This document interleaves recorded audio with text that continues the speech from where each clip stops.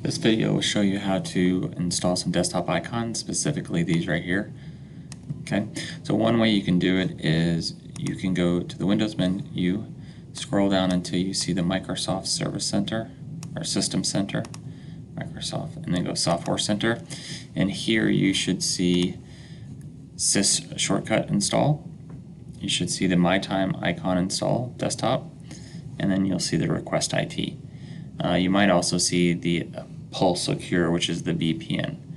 Another way to install the Pulse Secure is to go into the search box down here and type in Pulse Secure,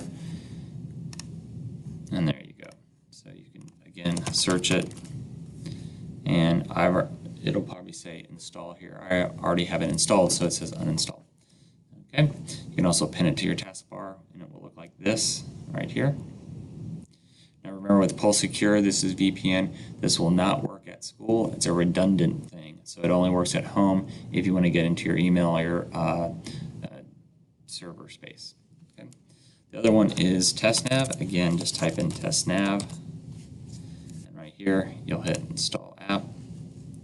You get this app, and that should work. If you have any trouble with those, just let me know, and we can get you sorted out. All right, thanks for listening, and if you have any troubles,